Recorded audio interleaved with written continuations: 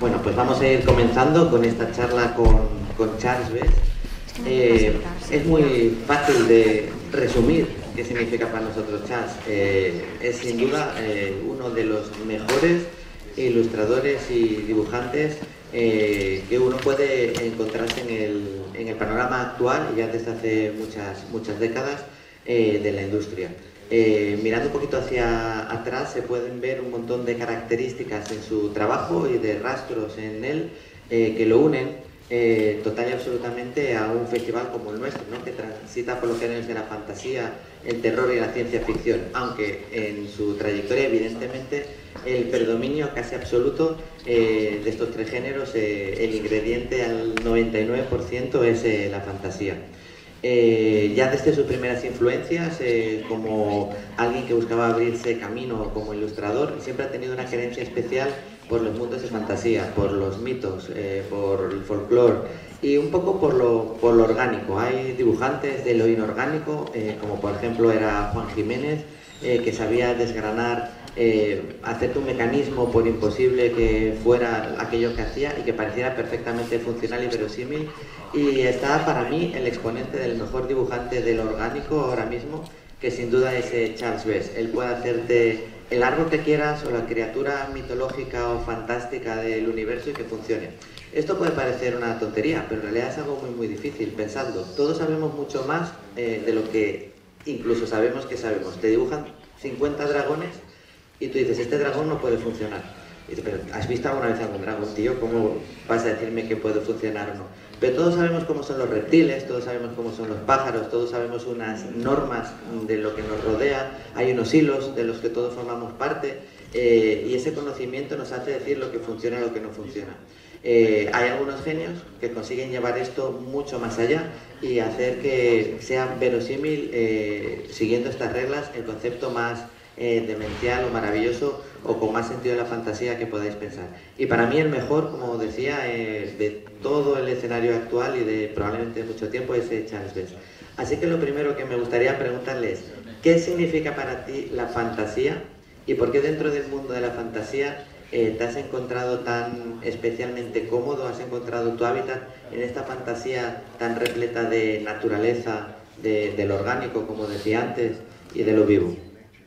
Organic, fantasy and organic, that's your place.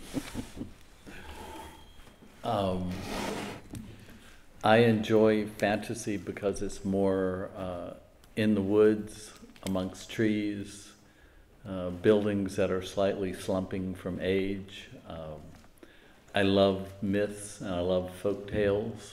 I have many books, and I've read most of them.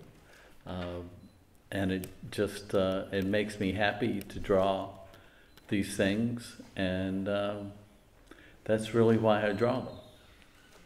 So I'm glad that some other people are happy when I draw them. Me gusta desde siempre la fantasía. Yo me encuentro cómodo paseando por un bosque también. Me gusta contemplar edificios que se están combando con el paso del tiempo y están a punto de derrumbarse. Me encanta el folclore. Me gusta mucho leer. Tengo muchísimos libros y me he leído la inmensa mayoría de ellos. Y lo que me encanta es dibujar sobre las cosas que me gustan, encontrar ese hueco, y por eso dibujo lo que dibujo.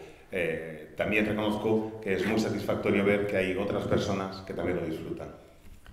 Bueno, pues vamos a tocar algunas pinceladas, porque el tiempo no da para más y su trayectoria es muy dilatada, a algunos de los trabajos más significativos, y vamos a conocer a través de él también algunas personas importantes para todos los aficionados al mundo de la fantasía.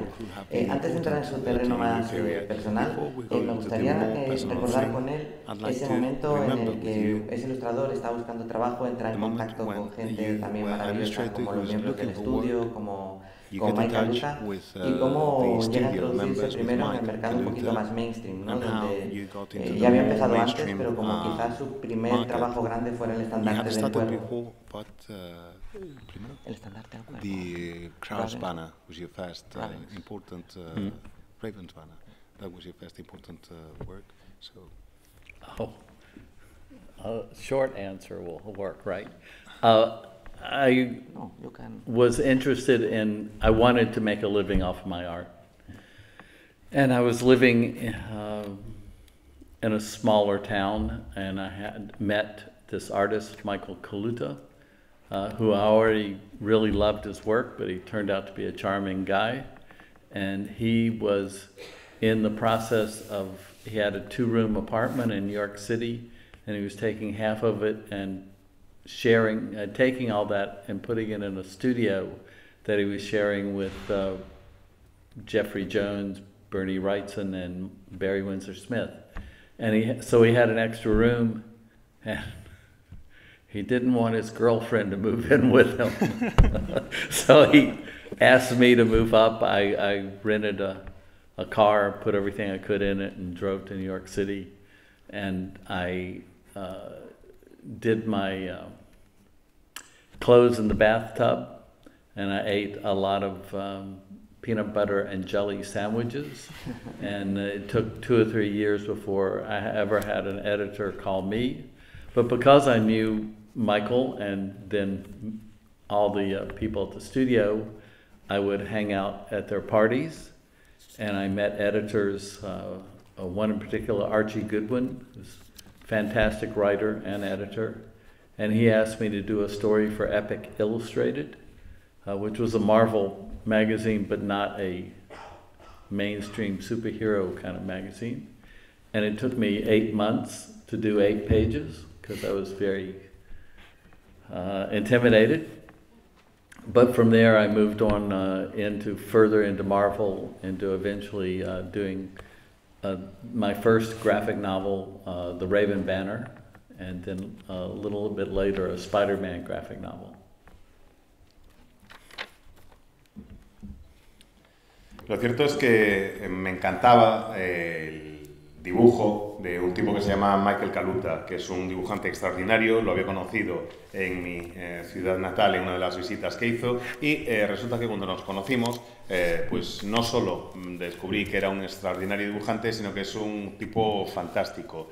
Y Mike Kaluta tenía un piso de 2 habitaciones en Nueva York. Una de las habitaciones era el estudio en el que él dibujaba, pero en aquella época se había mudado para compartir estudio con unos compañeros suyos que eran Barry Windsor Smith, Jeffrey Jones y Bernie Wrightson. Y la habitación, que era el estudio de Kaluta, quedaba vacía. Kaluta no quería que su novia se fuera a vivir con él, así que me dijo: tío, múdate, vente a casa y te quedas conmigo. Y eso es lo que hice. Recogí todas mis cosas, las metí en un coche y me fui hasta Nueva York. Durante una buena temporada lavaba la ropa en la bañera y comía sobre todo sándwiches de mantequilla de cacahuete y mermelada. Tardaron 2 o 3 años, pasaron 2 o 3 años antes de que los editores empezaran a llamarme para ofrecerme trabajo, pero yo iba aprendiendo a mejorar mis dibujos, y gracias a que conocí a Michael me invitaban a todas las fiestas del estudio, y ahí fue conociendo a un montón de editores y a gente muy interesante y muy buena gente, entre ellos Archie Goodwin, que era el editor de Epic, que era una revista de Marvel donde hacían cómics pues menos comerciales o más alejados de lo que mejor vendía, y Archie me encargó que hiciera una historia corta para la revista, para Epic. Tardé 8 meses en hacer 8 páginas, porque realmente pues me intimidaba lo que me habían encargado, y era la primera vez que trabajaba para Marvel. Pero al final, cuando las entregué, se quedaron satisfechos, y a partir de ahí me surgió la oportunidad de hacer mi primera novela gráfica, que fue efectivamente El Estandarte del Cuervo, y luego me encargaron una novela gráfica de Spider-Man. Esta novela gráfica, Espíritus de la Tierra, creo que se titulaba, mucha gente la considera una especie de anomalía dentro de tu trayectoria, pero a mí me parece que realmente no lo es, porque te llevas el personaje a tu terreno, lo llevas a Escocia, y hay el típico chiste que no me acuerdo en qué película salía: ¿cómo fastidias a Spider-Man? Pues ponerlo en un sitio donde no pueda agarrarse a ninguna parte. Bueno, él lo hizo. Y me gustaría que nos contaras eso, ¿no? ¿Cómo fue trabajar con un personaje tan diferente a todo lo demás que hiciste? ¿Y cómo fue de cómodo o no llevarlo a tu territorio? Oh, well, I love the Highlands of Scotland. And I thought I was not going to spend 70 pages drawing lots of little tiny windows. And so I sent him off there, and I thought it would be interesting to have him in a situation where he couldn't swing away from whatever villain he ran into. Spider-Man is a character that I read as a young man, and I did gymnastics in high school thinking about being Spider-Man. When eventually I moved to New York City, there's beautiful architecture way up high in those in the skyscrapers, and I thought how fun that would be to be able to swing up there and see all that stuff. But the impetus for doing the book was actually to make enough money to buy a house. You have to be practical sometimes, and it worked. So yay! So Spider-Man been very, very good to me. La verdad es que me encantan las Highlands, esa zona montañosa de Escocia. Y dije, mira, si voy a hacer una novela gráfica de 70 páginas con Spider-Man, lo que no voy a hacer, desde luego, es ponerme a dibujar ventanitas en cada viñeta. Así que me llevé al personaje a mi territorio. Hubiera sido... Spider-Man normalmente sale balanceándose, lanzando la tela de araña de un lado a otro, y yo me planteé, ¿y si le quito esa posibilidad? ¿Cómo va a resolver el conflicto que tenga con el malo con el que se encuentre? Y lo logré, me dejaron que me llevara a Spider-Man a mi terreno, como decías, y meterlo en un sitio donde no pudiera largarse balanceándose de un sitio a otro. Spider-Man era uno de los cómics que yo leía cuando era niño y para mí tuvo una gran importancia. Cuando era pequeño yo quería ser gimnasta, me metí en el equipo de gimnasia porque quería ser como Spider-Man. Luego ya se me pasó la idea, pero el caso es que cuando me mudé a Nueva York empecé a mirar la arquitectura, los elementos arquitectónicos que había en lo alto de los rascacielos y pensaba, es verdad que tiene que molar muchísimo lo de ser capaz de ir de uno a otro balanceándote y lanzando tus telas de araña. Pero os reconozco que el ímpetu, que la motivación principal para hacer la novela gráfica era hacer la suficiente pasta como para poder comprarme una casa. Ya sé lo de la fantasía, pero a veces también hay que ser pragmático. Así que eso es lo que hice. Me salió bien la jugada y le estoy muy agradecido a Spider-Man. Pronto, bueno, haces una serie de cómics más por los que vamos a pasar un poquito por encima para llegar a otro momento muy importante en tu carrera como autor de cómic y como ilustrador, que es conocer a Neil Gaiman y colaborar primero en ese número de los libros de la magia. Luego ya encargarte de 3 números, creo que fueron de la serie de Sandman, empezando con el 19, el Midsummer Night's Dream, una historia de metalenguaje preciosa alrededor de esta obra de Shakespeare.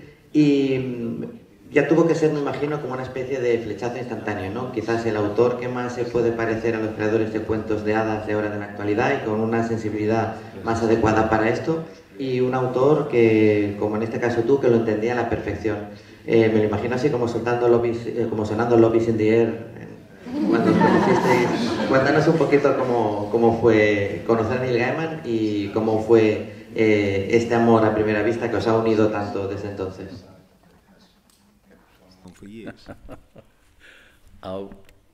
There's several stories to tell, but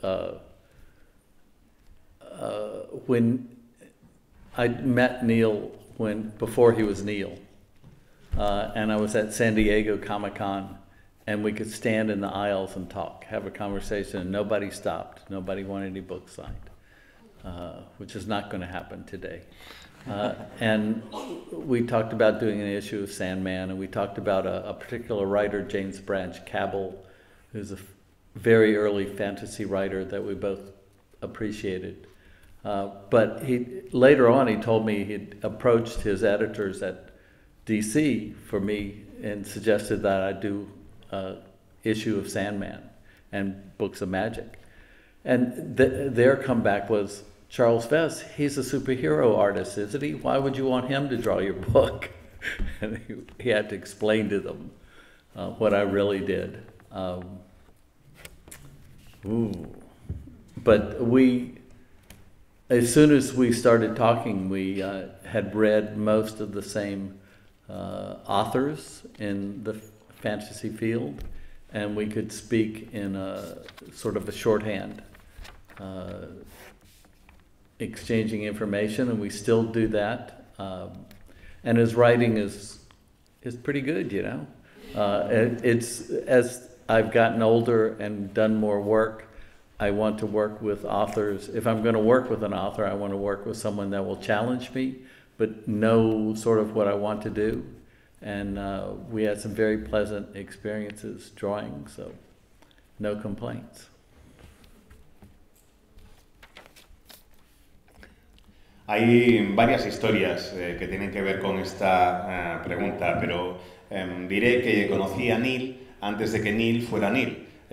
Lo conocí cuando todavía podíamos encontrarnos y pararnos en un pasillo en la Comic Con de San Diego y empezar a charlar sin que llegara nadie para pedir una firma ni nada por el estilo. Hoy en día sería eso absolutamente imposible. Recuerdo que cuando nos conocimos, no solo me ofreció hacer un número de Sandman, sino que también empezamos a hablar de James Branch Cabell, que es un autor de fantasía que nos gusta mucho a los dos, y a partir de ahí entablamos una cierta conexión. Más tarde, Neil me ha contado que se puso en contacto con los editores de DC para decirle, oye, que quiero que Bess haga algunos números de Sandman y también que haga unos cuantos de libros de la magia. Y que los editores de DC le dijeron, ¿a Bess? Pero si ese tío hace superhéroes. Y fue Neil el que tuvo que explicarles realmente quién era yo y a qué me dedicaba.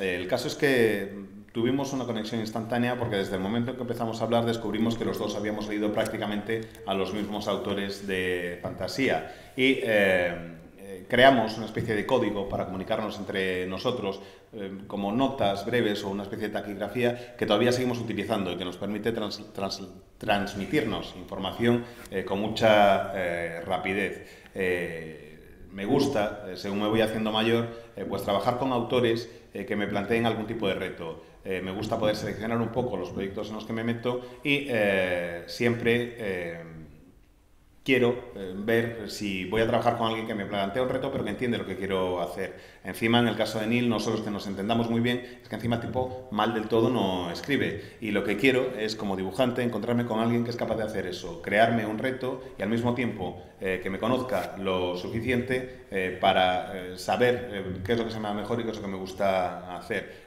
Creo que las experiencias con él han sido muy buenas y me encanta haber sido su dibujante.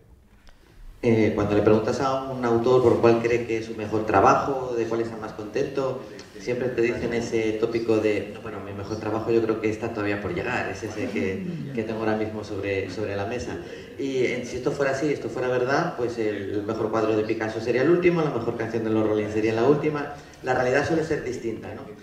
Yo tengo muy claro para mí que hará cosas extraordinarias, pero que uno de los picos, si no el pico en su carrera, para mí el trabajo más relevante desde el punto de vista gráfico es el que hizo en Stardust, ¿no? Que además es una de mis obras favoritas a todos los niveles, ya sabéis, también adaptada al cine, pero me parece que en esas 175 ilustraciones no solo conoces a los personajes y puedes ir a Muro, sino que prácticamente sientes Muro y sientes todo lo que hay allí, ¿no?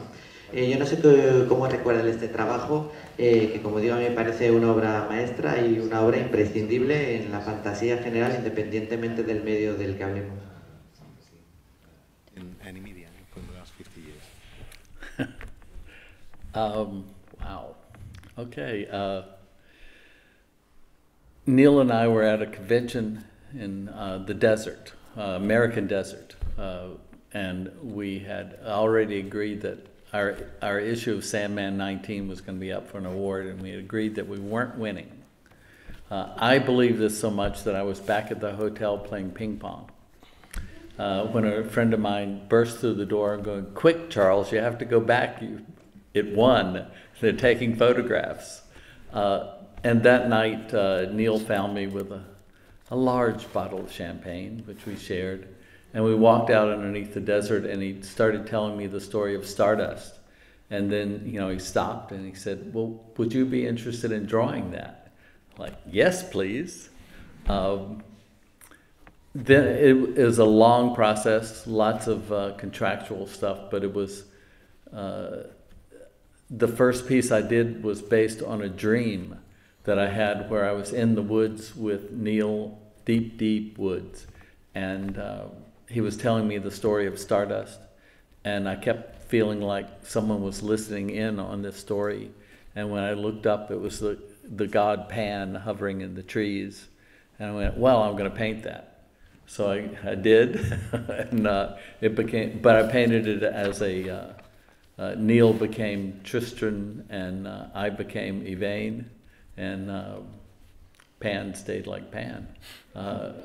And that was the very first painting. I did a lot of paintings that were done before the text was actually written, because we were, Neil had written a little, say, 2-page synopsis of the story, and I was working off of that. But they needed to sell C pieces. We spent a while selling it as a project. It was very different than most things were being published at the time, and he would, at first he sent me a copy of his manuscript. It was handwritten, illegible to me. I could not read it. I started circling words that I couldn't understand, and as they became more circles and there were words, I had to send it back to him. And then he would call me up on the phone and read me several chapters, and I have that all recorded, which is really fun to listen to. And he would write parts of the story just because he wanted to see me paint it. So that's a wonderful thing as an artist, to work with a very good writer that's trying to collaborate. It was quite, and I don't know if this is available in Spain yet, but there's a book that I wrote called The Art of Stardust. Titan did it, and it's my personal history of Stardust with lots of art that's never been seen. And new things. It's it's a nice book with an intro by Neil.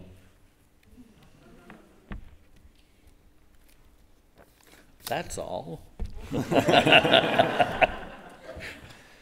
Neil y yo estábamos en un salón del cómic en una convención en el desierto de Estados Unidos y estábamos a la espera de ver qué pasaba con el número 19 de Sandman, que había sido nominado a un premio bastante importante. Y estaba convencidísimo de que no iba a ganar. Los dos estábamos convencidos de que no íbamos a ganar. Tan convencido estaba que en el momento en que hacían público el fallo, yo estaba jugando al ping-pong en el hotel en el que me alojaba con un amigo. Y de repente se abre la puerta, entra un amigo corriendo y me dice: tío, que habéis ganado, corre, tienes que volver a la convención, que quieren sacar fotos. Y así fue. Aquella noche Neil vino a buscarme con una botella de champán y estuvimos, bebimos un rato, estuvimos charlando y salimos a pasear por el desierto. Y estábamos los dos solos por el desierto bajo las estrellas de noche y me empezó a contar lo que era la historia de Stardust. Y en un momento determinado se paró y me dijo: ¿te gustaría dibujarla? Yo dije: sí, por favor. Así que ahí es donde surgió el proyecto. Fue un proceso bastante largo, con un montón de cuestiones contractuales que había que resolver y demás, pero el origen de mis ilustraciones y de mi trabajo viene de un sueño que tuve, un sueño en el que Neil y yo estamos de paseo en mitad del bosque, en lo más profundo del bosque, y él me está contando la historia de Stardust. Y hay alguien que está cotilleando, que está escuchando, que está flotando en el aire y tratando de escuchar lo que decimos. Y ese alguien es el dios Pan. Y según me desperté, me puse a hacer esa ilustración. Lo único que hice fue un par de cambios. Neil se convirtió en Tristán y yo me convertí en Yvain. Y Pan siguió siendo Pan, eso sí, claro. Esa ilustración surgió antes incluso de que Neil me hubiera enviado ningún texto, antes de que tuviera nada con lo que trabajar. Neil me pidió que hiciera un par de ilustraciones más mientras iba haciendo la historia, porque íbamos vendiendo el proyecto poco a poco, casi por piezas, enseñándolo. Era un proyecto muy poco habitual para lo que se hacía en la industria editorial en aquel momento y nos estaba costando un poquillo convencer a las editoriales de que lo publicaran. La primera copia que recibí del texto de Stardust era un manuscrito, y cuando digo manuscrito quiero decir del puño y letra de Neil. Lo había escrito él a mano. Y el problema es que para mí su letra es ilegible. Entonces, claro, yo empezaba a leer y decía: ¿qué pone aquí? Y ponía un círculo. y aquí, y ponía un círculo. Y ya cuando vi más círculos en la página que palabras, le dije, mira, Neil, esto no puede ser, así no vamos a ninguna parte. Así que lo que hizo Neil fue llamarme por teléfono y contarme la historia por teléfono. Y mientras él me la contaba, yo la grababa. Y esa grabación todavía la tengo y es un gustazo oírla de vez en cuando. Además, me decía, oye, voy a escribir parte de la historia en función de esta ilustración que tienes. Y eso es una maravilla para un ilustrador. Que un escritor, y encima uno tan bueno como Neil, te diga, voy a hacer algo en función del dibujo que tú has hecho, es maravilloso, porque quiere decir que no solo es un tipo con mucho talento, sino que está dispuesto a colaborar, que está dispuesto a participar. No sé si se ha editado ya en España, pero hay un libro que se llama El libro de arte de Stardust, que es un proyecto que he llevado yo a cabo, donde lo ha publicado Titan Books en el mercado anglosajón, y ahí cuento mi historia personal, mi relación personal con el proyecto de Stardust. Se incluyen ilustraciones que nunca antes han visto la luz, se incluyen cosas que tienen que ver con cómo fue mi vivencia personal con el proyecto, y tiene también una introducción a cargo de Neil. Otro de los trabajos que han salido tuyos recientemente editado en España es la edición maravillosamente ilustrada que hiciste del trabajo con Ursula K. Le Guin de su ciclo de Terramar. Cuando nosotros empezamos con el Celsius era uno de los nombres que más nos hubiera gustado tener aquí, pero ya era muy mayor y ya no hacía viajes interoceánicos. Entonces lo más parecido que va a poder ser a conocer un poquito más de ella es que nos cuentes cómo fue trabajar en este proyecto, porque dijiste en alguna ocasión que tuviste la suerte de poder tener un desarrollo del proyecto muy en contacto, ¿no?, con Úrsula.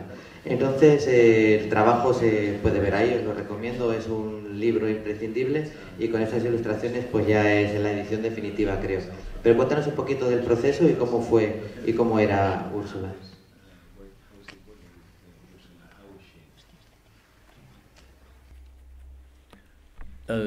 I first read the Earthsea books in 1970, and I'd reread them over the years. They were magnificent books for me, and I was around her at a convention once, and I was too shy to go talk to her, because I went, what can I say but, gee, you're real good, which I've learned later you really ought to just go ahead and say. No author minds that. But when this project came about through my editor I was working with, Joe Monti, and the publisher of this imprint, he said that Ursula was aware of my work and she liked it, but she was only going to work with someone she liked personally. So my audition was to call her up on the phone and talk. And it did make me a little nervous, shall we say. I was told this on a Friday. I wasn't going to call her till Monday, so I had lots of weekend to sweat. But when we did talk, we had a marvelous time. She's really smart, witty. She does not suffer fools. And I got the job, of course. So I spent 4 years sort of trying to swim into her brain and see the world that she saw there. Because in our conversations, no one had ever listened to her. When she talked to artists or publishers, they would always put a white person on the cover of the books, and they were specifically written as people of color. And if she made any questioning of that, the marketing would say, well, we can't sell fantasy to black people or whatever. And she would shake her head and get furious and probably say various things to her then husband. And but this was her opportunity to get the book the way she wanted it to look. And it was very exciting. We exchanged so many emails. It's thousands and thousands of words.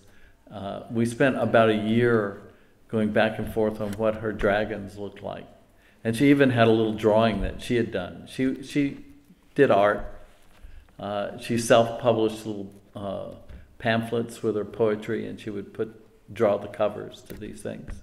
She sent me a couple of them, but she sent me the drawing of the dragon, and she said, Charles, I couldn't figure out how to draw the wings, so I didn't put them on there.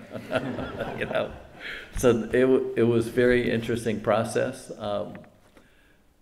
And then we achieved Dragon, and then we were off and running, and she made comments on every single piece. Sometimes those drawings would go through 4 or 5 iterations before I arrived at a drawing that she liked. And it was very thrilling, wonderful to work with her. And my plan was, once I was done, I was going to, we lived on opposite coasts. She lived on the West Coast, I was on the East Coast. And I was going to fly out there with all the originals and show them to her. But she passed away before I could do that. But she had seen all the art, so that was good. The thing that, and it was a long project, it was very intense. At the end of 4 years is kind of like, no matter how much you like it, you're like, oh, now I can relax. And then she passed away, and then my editor called me up and said, Charles, we found a last Earthsea story written in her papers, and we're going to put it in the book, and we'd like you to do one more drawing for it. So I did. It was very touching, and it was a story that I realized that she and I had emailed back and forth about certain aspects of the story, and that was really very nice. It's called Firelight. It's in the book, and it's the only piece of artwork I'm keeping from the book. I'm building a studio, so I've sold all the artwork to help me build the studio.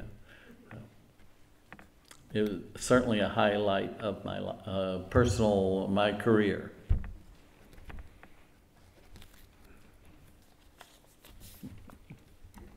Leí Terramar en los años 70, hace más de 50 años ahora, y llegué a coincidir en una ocasión con Ursula K. Le Guin en un salón del cómic, en un evento de estos.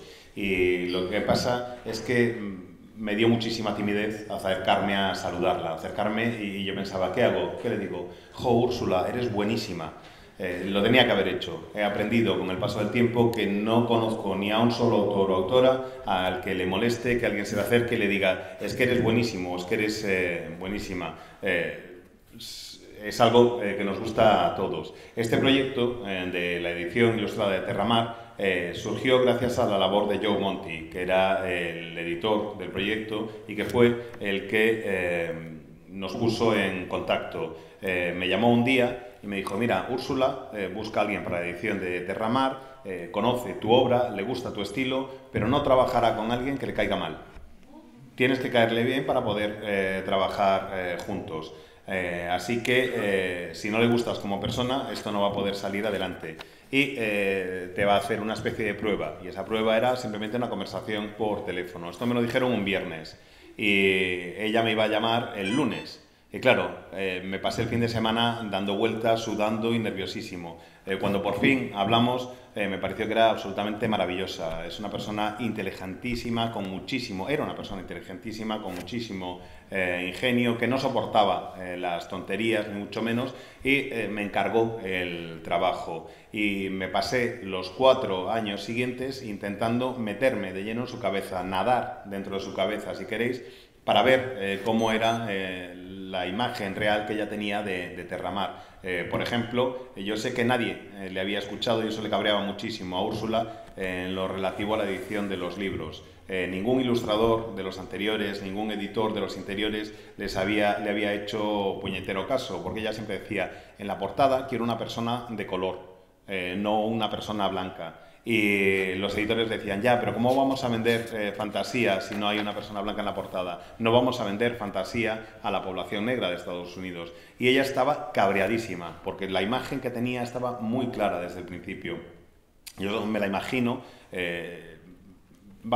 subiéndose por las paredes y con el que era su marido en aquella época, pues aguantando el chaparrón mientras ella se desahogaba.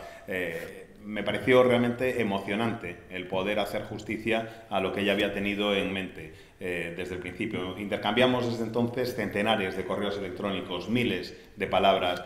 Tardamos más de un año en encontrar el aspecto del dragón, en poder darle el aspecto que ella quería. Ella me mandaba algunos dibujos, porque dibujaba, entre otras muchas cosas, y me mandaba algunos dibujos que tenía, y no lo hacía mal del todo. Úrsula se autopublicaba, se autoeditaba pequeños recopilatorios de poesía, y la portada de esos pequeños recopilatorios los hacía ella. Y cuando llegó el momento del dragón, me mandó el dibujo y me dijo: Charles, ya lo tengo, me faltan las alas, que no sé cómo hacerlas, no sé cómo ponérselas, pero el resto ya está. Y dije: venga, ya se las pongo yo. Fue un proceso bastante interesante, bastante intenso, pero una vez tuvimos al dragón, las cosas fueron rodadas ya. Empezamos a hacer las ilustraciones y ella me hacía comentarios sobre cada una de las piezas. Tuvimos muchísima interacción y realmente me parecía emocionante. Estuvimos 4 o 5 años buscando la forma de llevar todo aquello a cabo. Hay una serie de modificaciones que fue haciendo, y hay dibujos que tuvieron pues hasta 4 o 5 versiones antes de lograr dar con la versión definitiva de la ilustración. Y me emocionaba el poder trabajar en este proyecto. Teníamos la idea de que una vez lo hubiéramos acabado, yo me iría a verla. Vivíamos en costas opuestas de Estados Unidos. Yo estoy en la costa este, ella estaba en la costa oeste, y la idea era ir con los originales en la mano para que ella pudiera verlos y para poder enseñárselos. Pero por desgracia falleció antes de que eso pudiera ser una realidad. Sí sé que había llegado a ver todas las ilustraciones, pero no pudo llegar a verlas en persona. Fue un proyecto muy largo, fue un proyecto muy intenso, fue un proyecto muy bonito, pero claro, por mucho que te guste un proyecto, si le has dedicado 4 años de tu vida, cuando por fin lo acabas, lo que dices es y por fin te puedes relajar un poco.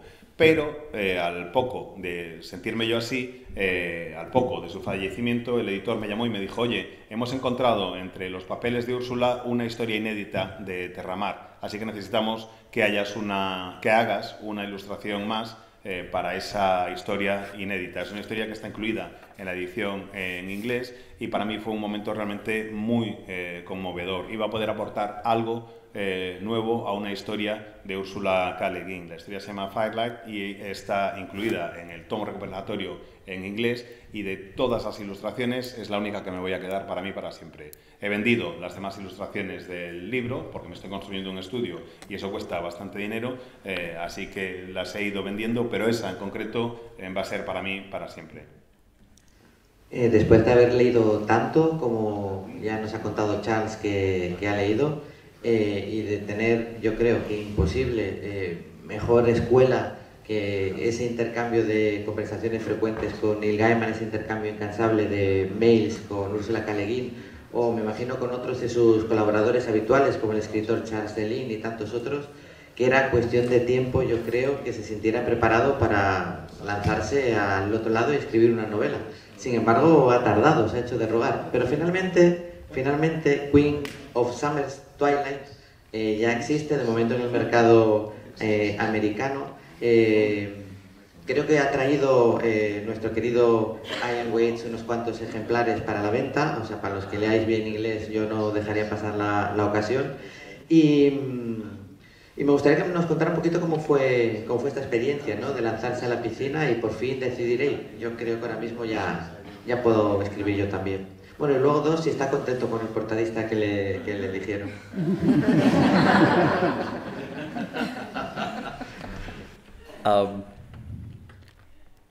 One morning I woke up and I had a dream still in my head, and I was in this dream looking down at a vast field of dead grass with black trees dotting it, and there were 2 people on a motorcycle going across this grass, leaving a line of fire behind them. And I went, and I got up and thought of, there's a folk singer, Richard Thompson, and he has a song, Vincent Black Lightning, which is about a motorcycle. So I went, oh, well, that would be the motorcycle. And then as I got in the car and drove into my studio, the 2 people on the motorcycle started talking. And I listened. And every day for weeks and weeks and weeks, they kept talking. And I would jot this down because I'm not a fool. And this was a gift from wherever it came from. And eventually had what amounted to a novel in very rough form. And that was 12 years ago. And I've worked on it since then. And my various friends of mine that are writers have read it and offered critiques, which has led me back to rewriting vast sections of this book. It was very thrilling. I went through the process of dealing with 2 different agents who wanted to represent me. Both of them read the novel at different times, but they read the novel and said, it's a good novel, but you're an old white man and your protagonist is a young black girl. And we don't think we can, people will get mad at you for doing that. But here was, the idea came from wherever, and I was obeying the idea. And so I took it back, I wrote some more on it, and eventually found Ian Waits, who's a publisher in the United States, who really enjoyed the book and wanted to publish it. So there we go. And now I have copies. He's got, I think, 20 copies to sell up here, but it will be coming out officially in September. And it's a thrill to actually have this. I've done lots of writing over my lifetime, both in comics and not. I have a little treasure trove of short stories I wrote in high school that were as Ray Bradbury as I could possibly make them. and I've written since then, so it felt very good to have an actual book, a text novel. The thing that's starting to drive me a little crazy is when I talk about it online and people ask me, and how many illustrations are in it? And I have to go, there are no illustrations in it. And but I had a tough time working with the cover artist, you know, and I just knew what I wanted and did it, and then I hand drew the title lettering, and it all seems to have worked out. So I like to do many things. I've done sculpture and also theater design. It's always good to get out of your little groove.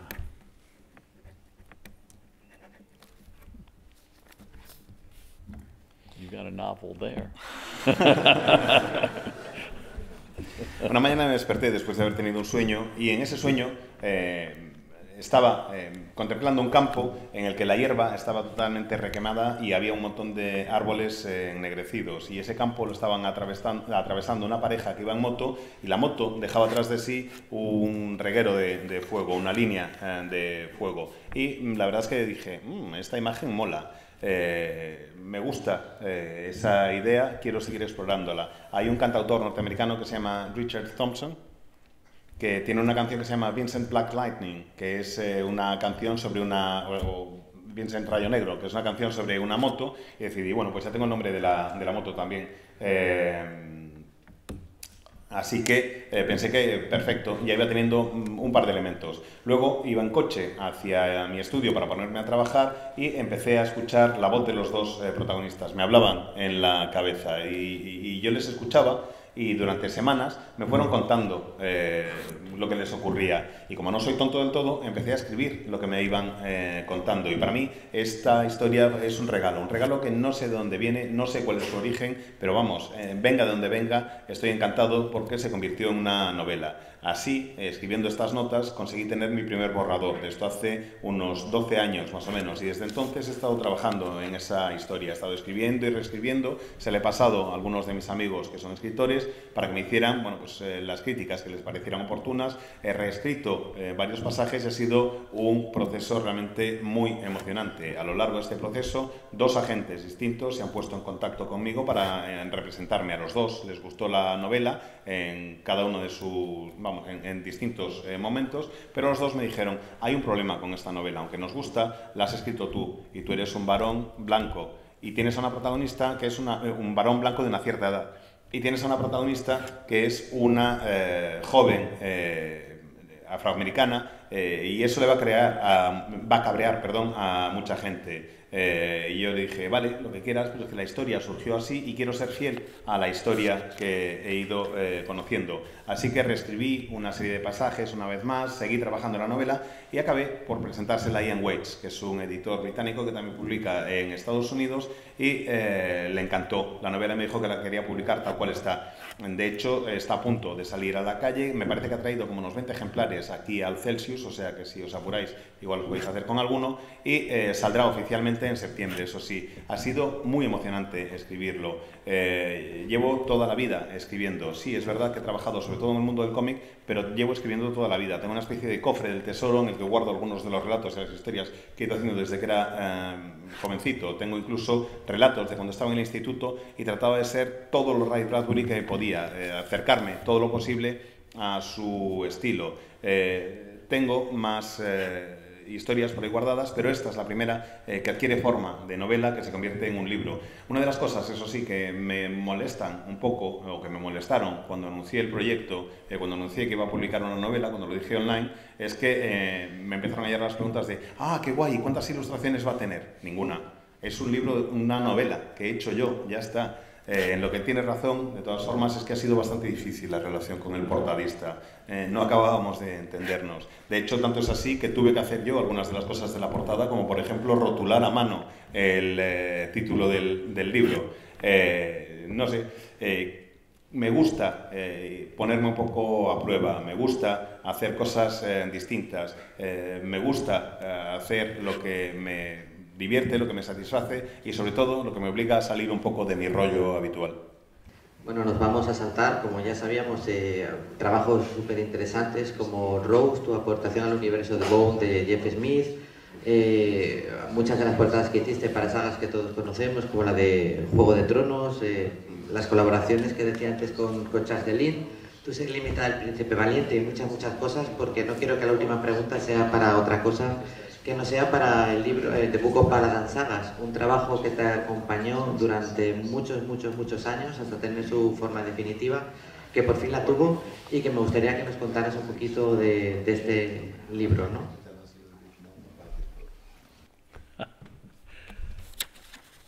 I've always liked English and Scottish story songs. They're called ballads, but I can't play music.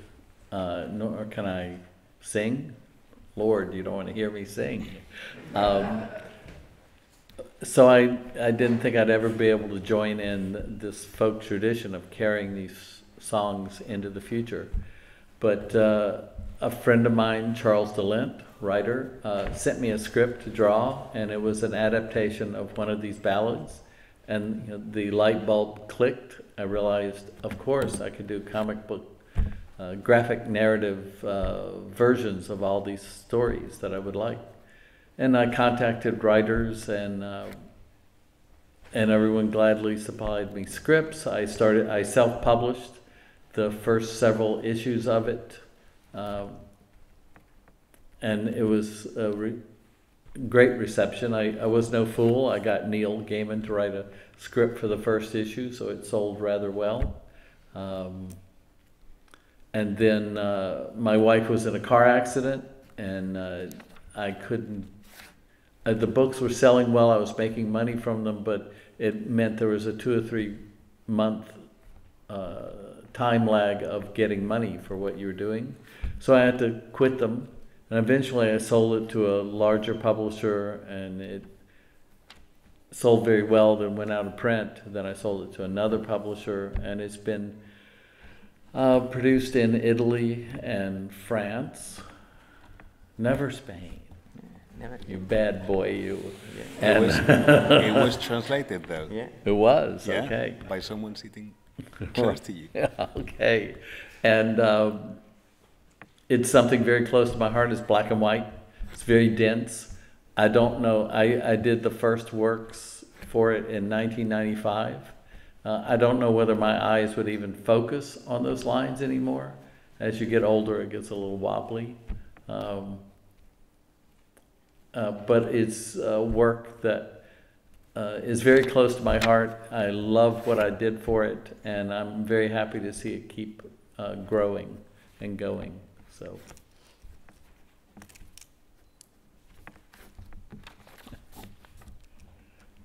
Me encantan las historias tradicionales escocesas e inglesas.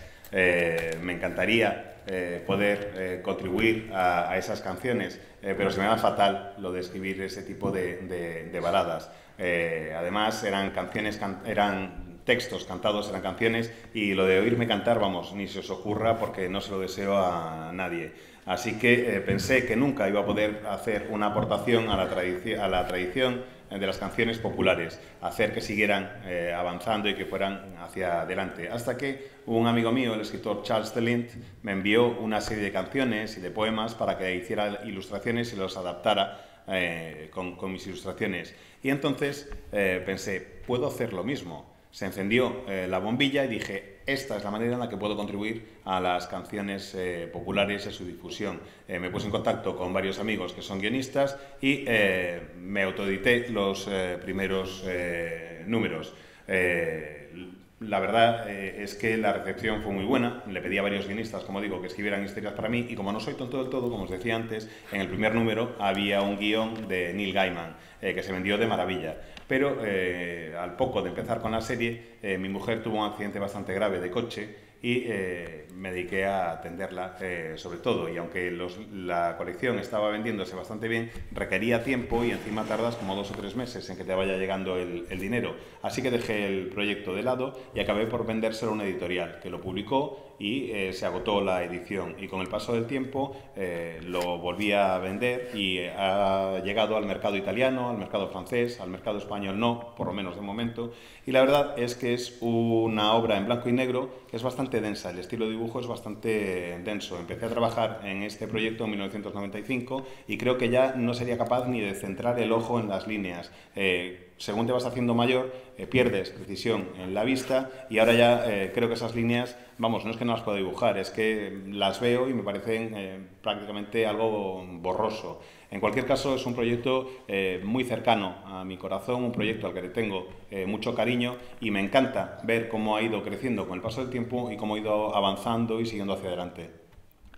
Bueno, pues la verdad que tenemos muchas cosas que agradecerle a Charles. Lo primero, recordad que bueno, es un lujo que hayan venido una maleta escondidos hasta aquí, 20, yo creo que a mí me dijeron que eran más, o sea que será para que corráis y lo compráis antes para asegurar el sold out, ¿no? Pero la verdad que les merece la pena porque saldrá en unos meses y que tengamos unas copias aquí en el Celsius, la verdad que está muy bien. Pero no es el primer lujo que nos regala Charles. El año pasado ya nos regaló el maravilloso cartel de nuestro 10º aniversario y así aprovecho también para darle las gracias, pero sobre todo porque tengo una sensación cuando me enfrento a su trabajo, ¿no? Yo, por ejemplo, tengo gafas, como esto es una obviedad, pero no tengo demasiadas dioptrías, o no tenía la última vez que me hice una revisión, vete tú a saber, pero yo más o menos consideraba que veía bastante bien. Entonces, de repente un día te las pones y dices, no, espera. Así que ver bien es esto. Bueno, pues vaya diferencia. Cuando lees el 90% de las obras que te gustan con ilustraciones de gente, en muchas ocasiones muy talentosa, te parece que todo está bien. Pero cuando luego lo ves ilustrado por Charles Bess es como cuando me puse las gafas. Dices, ostras, así que así huele este mundo, o sea que así da la brisa en la cara, así son los sonidos, ¿no? Que no estaba escuchando bien. Y eso es de un valor incalculable para los que nos gusta sumergirnos a tope en todos estos mundos maravillosos. Por todas estas cosas y por muchas más, y por escaparse a pasar unos días con nosotros, y por todos todavía los trabajos que tiene por ofrecernos, incluso por esta novela, como decía, que nos ha traído antes y que esperamos que pronto vea la luz en castellano, no me queda más que pediros un muy fuerte aplauso para Charles Bess.